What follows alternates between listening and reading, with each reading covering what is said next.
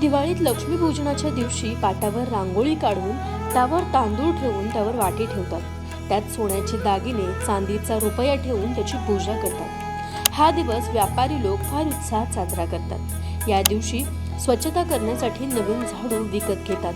तिला लक्ष्मी मानून तिच्यावर पाणी घालून हळद कुंकू वाहून घरात वापरण्यास सुरुवात करतात. लक्ष्मीपूजनाचा दिवस हा दिवाळीचा दिवस असतो.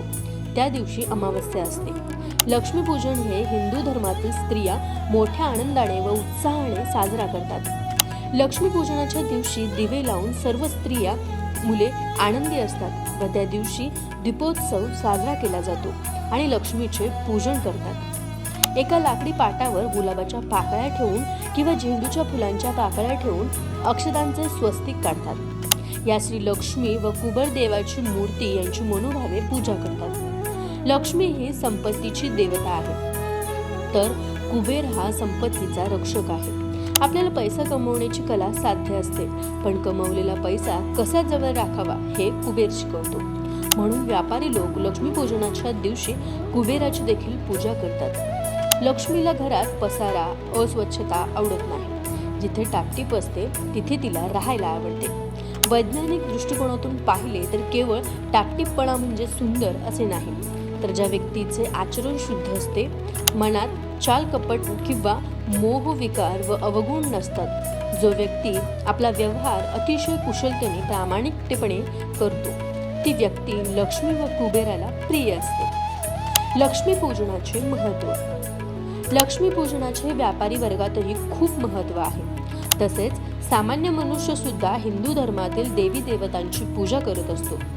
परंतु दिवाळीच्या दिवशी संध्याकाळी माता लक्ष्मीची पूजा केली जाते. याच दिवसापासून व्यापारी वर्गाचे हिशोबाचे नवीन वर्ष सुरू होते. तसेच दुकानाचे सजावट करून लक्ष्मी आणि कुबेराचे पूजन या दिवशी केले जाते. घरातील संपत्ती, लॉकर सर्व खुले केले जातात. लक्ष्मी पूजनाच्या दिवशी विशेष म्हणजे झाडूची पूजा केली जाते. तिच्यावर पाणी, हळद कुंकू वाहून घरात वापरण्यास सुरुवात केली जाते.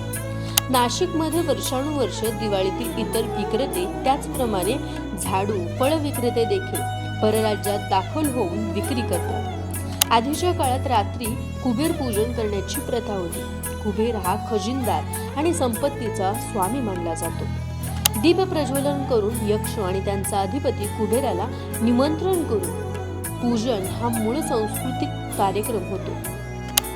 परंतु गुप्त काळात वैष्णव पण त्याला राजश्रय मिळाल्याने आधी कुबेराबरोबर लक्ष्मीची पूजा होऊ लागली. विविध ठिकाणी झालेल्या उत्खननात कुशाण काळातील अनेक मूर्ती सापडल्या आहेत. त्यामध्ये कुबेर आणि लक्ष्मी एकत्र आहेत.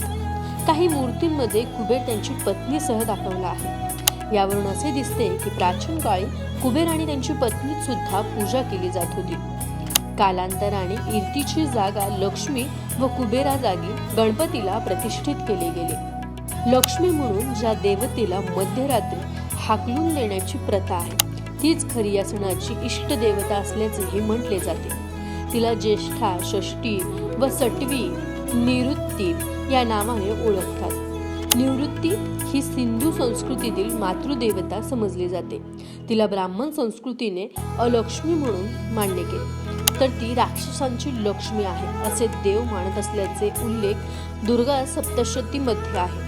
हेच महत्त्व आपल्याला दिसून येते. लक्ष्मीपूजन कसे करावे? लक्ष्मीपूजन हे मोठ्या आनंदात व उत्साहात साजरे करतात. लक्ष्मीपूजन करण्यामागे घरामध्ये धनसंपत्ती, ऐश्वर्य व आरोग्य सतत नांदत राहो व अज्ञानाचा नाश हो अशी देवीला प्रार्थना करतात. लक्ष्मीपूजन दिवाळीच्या दिवशी संध्याकाळी करतात. यामध्ये लक्ष्मीची पूजा करून घरासमोर सुशोभित रांगोळी काढून दारी झेंडूच्या फुलांचे तोरण लावून फराळाला लाया, बत्तासे त्यांचा नैवेद्य दाखवून अश्विन महिन्यातील अमावस्या लक्ष्मीपूजन साजरे केले जाते. लक्ष्मीपूजन कसे केले जाते ते आपण पाहूया. बाजारामध्ये मातीची लक्ष्मीची मूर्ती मिळते. ती विकत आणून तसेच 5 मडके सुद्धा पूजनासाठी आणत असतात. त्या छोट्या मडक्यांमध्ये लाह्या व बत्ताशांचा प्रसाद आणि वर 1 रुपया ठेवतात. असे 5 मडके भरून देवी समोर ठेवतात. पूजेसाठी श्रीयंत्र, गजलक्ष्मी किंवा नारळ, सुपारी, खोबरं यांचा विडा असतो. तसेच पैसे आणि पूजेसाठी हळदी कुंकू, अक्षदा, कापूर, अगरबत्ती आणि दिवा महत्त्वाचा असतो. लक्ष्मीपूजनाच्या दिवशी गणपती, माता लक्ष्मी आणि सरस्वती यांची प्रतिमा असलेल्या फोटोची सुद्धा पूजा केली जाते.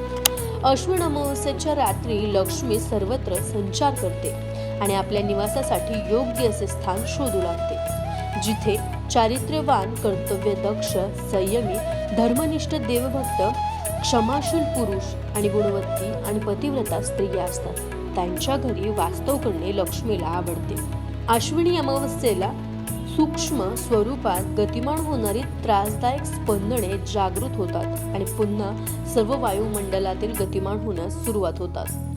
घरातील केर कचरा काढल्यामुळे त्रासदायक घटक वायुमंडळात गतिमान असणाऱ्या त्रासदायक घटक घराच्या बाहेर फेकले जातात. त्यामुळे घराचे पवित्र टिकून राहते. म्हणून अश्विन अमावस्येच्या रात्री लक्ष्मी निस्सारण म्हणजेच रात्री 12 वाजता घरातून केर काढतात. व्यापारी लोकांचे हिशोबाचे नवीन वर्ष लक्ष्मी पूजनानंतर सुरू होते. म्हणून व्यापारी वर्गामध्ये लक्ष्मी पूजन मोठ्या थाटामाटाने व उत्साहाने साजरे केले जाते. लक्ष्मी पूजनाची पौराणिक कथा. लक्ष्मी पूजनाबाबत एक पौराणिक कथा प्रचलित आहे. जेथे स्वच्छता, सौंदर्य, आनंद, उत्साह आहे किंवा सकारात्मकता आहे, तिथे लक्ष्मी प्रसन्न होऊन आशीर्वाद देते. या दिवशी सायंकाळी लक्ष्मीचे पूजन केले जाते. अनेक घरांमध्ये श्री सूक्त पाठ केले जाते. लक्ष्मी पूजनाच्या प्राचीन काळातील उपलब्ध असलेल्या संदर्भानुसार अगोदर रात्री कुबेर पूजन करण्याची पद्धत होती. कुबेर हा शिवाचा खजिनदार होता आणि धनसंपत्तीचा स्वामी सुद्धा मानला जातो.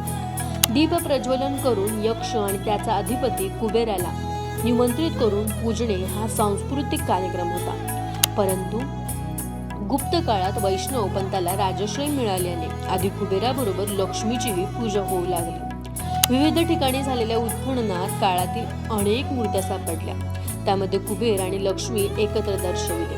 काही मूर्ती कुबेर त्याची पत्नी दाखवण्यात आली आहे. यावरून प्राचीन काळी कुबेर आणि त्याची पत्नी इरितीची पूजा केली जात असावी असे मानले जाते. कालांतराने तिचे स्थान लक्ष्मीने घेतले आणि पुढे गणपतीला केले गेले, अशी ही कहाणी आहे.